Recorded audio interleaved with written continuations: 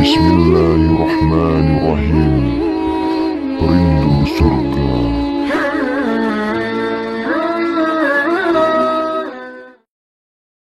Assalamualaikum warahmatullahi wabarakatuh. Alhamdulillah wassalatu wassalam ala Rasulillah sallallahu alaihi wasallam. La haula wala quwata illa billah. Allahumma salli wa sallim ala habibihi wa nabiyhi wa rasulihil karim sayyidina Muhammadin sallallahu alaihi wasallam wa ala alihi wa sahbihi wa man tabi'ah bi ihsan ila yaumiddin. Amma ba'du. Salah satu di antara kebiasaan Nabi Muhammad SAW dan para sahabat adalah selepas sholat subuh, selesai zikir, ya, selesai Rasulullah sallallahu alaihi wasallam melaksanakan sholat sunat syuruk, Rasulullah sallallahu alaihi wasallam bertanya kepada sahabat-sahabatnya, malam tadi siapa yang mimpi? Malam tadi ada yang mimpi tidak? Apa yang dilihat dalam mimpinya? Nabi Muhammad sering bercerita dengan para sahabat-sahabat tentang masalah mimpi. Sehingga yang satu berkata, saya mimpi ini tadi malam ya Rasulullah. Maka Rasulullah pun menjelaskan apa maksud daripada mimpi itu. Yang lain lagi, ya Rasulullah saya tadi malam mimpi begini. Ketika Nabi berkata atau bertanya, ada yang mimpi malam tadi? Ternyata tidak ada yang bermimpi. Maka Nabi yang berkata, saya malam tadi mimpi begini. Ya, jadi ternyata membicarakan mimpi-mimpi itu salah satu di antara sunnah. Syaratnya mimpi tersebut adalah mimpi yang baik. Tidak boleh membicarakan dan menceritakan mimpi yang jelek. Karena Rasulullah bersabda, mimpi yang jelek itu minasyaitan, adalah dari syaitan. Maka tidak boleh diceritakan. Kalau mimpinya bagus, ceritakan. Itu pun diceritakan kepada orang yang soleh. Diceritakan kepada orang yang beriman. Jangan diceritakan kepada orang yang berakhlak tak mulia. Dia akan mencemeh kita. Jangan ceritakan mimpi itu kepada orang yang tidak beragama kuat. Dia akan dengki dengan kita, ya, dan dia akan mencari jalan untuk menghalangi terwujudnya mimpi itu. Ya, karena kata Rasulullah, likulli dzi ni'matin mahsud. Setiap pemegang nikmat dari Allah pasti ada pendengki kepadanya. Setiap diulangi, likulli, ulangi sama-sama, likulli dzi ni'matin mahsud. Setiap pemegang nikmat dari Allah Subhanahu wa taala selalu akan didengki oleh orang-orang tertentu. Oleh sebab itu jangan ceritakan. Seperti kata Nabi Yakub kepada putranya Yusuf, nak, itu adalah mimpi baik. Jangan kau ceritakan mimpimu itu kepada saudara-saudaramu. Aku khawatir syaitan akan menggoda dan mengganggu hati mereka sehingga akhirnya mereka menyakitimu. Jadi mimpi yang baik ceritakanlah. Kepada siapa diceritakan? Kepada orang-orang soleh, orang-orang yang berakhlak mulia, orang-orang yang agamanya kuat. Sementara jangan diceritakan kepada orang-orang fasik, orang-orang munafik, ahli maksiat. Sebab nanti dengki muncul di hati mereka, atau cemeh akan keluar dari bibir dan lidah mereka, atau mereka akan mencari jalan agar mimpi itu tidak pernah terwujud. Ini ya. Jadi masalah mimpi adalah sebuah kebiasaan dan ini adalah sunnah.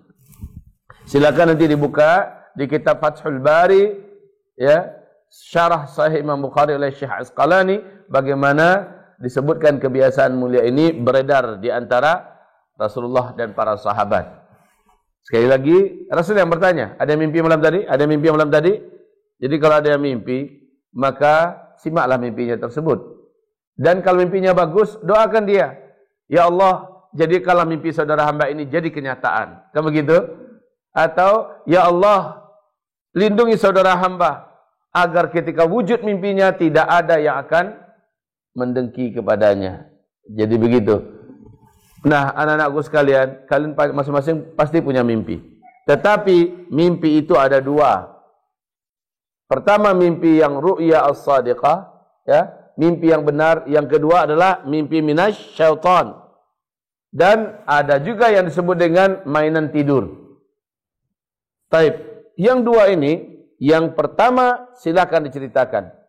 Tetapi syaratnya seperti itu tadi, siapa yang berhak mendengarkan cerita itu? Jadi enggak semua orang akan diceritakan, karena dia akan menjadikan kita sebagai bahan tertawaannya. Seperti afan, mimpi, sesuatu yang mulia. Jangan ceritakan pada sembarangan orang. Ceritakanlah kepada orang-orang yang soleh. Dan minta kepadanya, tolong doakan saya saudaraku, agar Allah wujudkan mimpi ini terjadi pada diriku. Ya, kalau umpamanya Zidan punya mimpi yang mulia, ceritakan, cari kawan-kawan yang soleh. Dan minta agar dia mendoakan, semoga mimpi kita tersebut jadi kenyataan. Ya, ada yang mimpinya tak baik, jangan ceritakan. Kemarin Akmal cerita, Abah, kemarin Akmal mimpi di depan gedung seperti ini, Abah. Abah katakan itu adalah mimpi buruk, jangan ceritakan lagi. Berlindunglah kepada Allah Subhanahu wa taala. Jangan kalian tanya pula apa tu cerita, apa mimpi Akmal tu. Enggak usah pula kalian bertanya habis ni. Kan sudah dilarang, jangan ceritakan. Habis itu kalian bertanya pula, Akmal apa tu? Nanti saya kasih kerupuk satu. Yang dilarang itu tetap dilarang, jangan diceritakan lagi. Akmal jangan ya ceritakan ya. Jadi kalian semua, kita semua, mimpi buruk memang tak boleh ceritakan. Tak boleh ceritakan. Sebab di akhir zaman, mimpi-mimpi orang-orang beriman adalah salah satu di antara pintu-pintu ini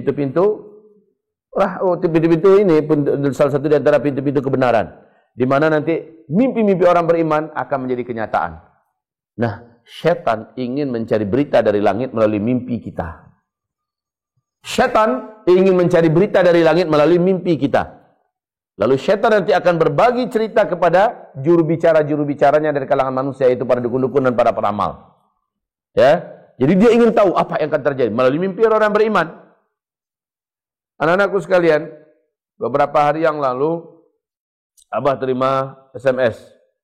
Di situ Abah tulis nama orang yang mengirim SMS itu mimpi shadiqah, mimpi yang benar. Judul nama orang itu Abah buat seperti itu. Dia menceritakan tentang pengalaman spiritualnya dalam mimpi itu, sesuatu yang sangat menakjubkan. Dan semuanya itu benar menurut hadis. Menurut riwayat-riwayat hadis sahih dari Nabi Muhammad SAW, benar. Ternyata perjalanan orang ini adalah berjumpa dengan yang terlaknat Dajjal laknatullah alaih. Dia menceritakan pada Abah, dia mengatakan dia tidak ceritakan kepada siapapun. Tapi karena ustaz yang kami pandang sebagai guru kami yang berkompeten untuk masalah ini, saya pun menyampaikan. Ceritanya sangat sistematis, sangat logik, ilmiah, dan sesuai dengan hadis-hadis Rasulullah SAW.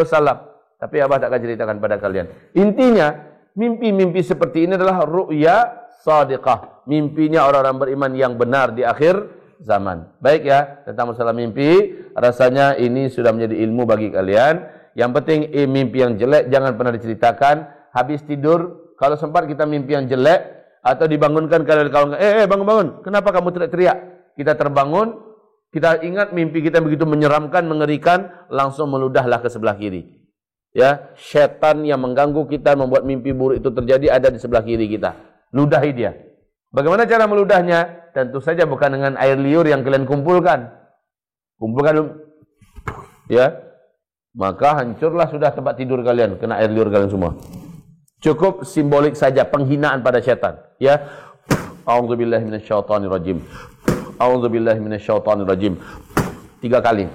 Dah, selesai, tidur lagi dengan sunnah, kemudian baca lagi doa tidurnya. Begitu. Jadi kalau sampai ada mimpi buruk, jangan ceritakan, dan meludahlah ke sebelah kiri 3 kali sambil menghinakan syaitan laknatullah alaih. Baik, cukup di sini tambahan ilmu kita di pagi hari ini. Nastaghfirullahalazim li wa lakum wa la haula wa la quwata illa billah. Subhanakallahumma wa bihamdika asyhadu an la ilaha illa anta astaghfiruka wa atubu ilaik. Wassalamu alaikum warahmatullahi wabarakatuh. Bismillahirrahmanirrahim. Rindu surga.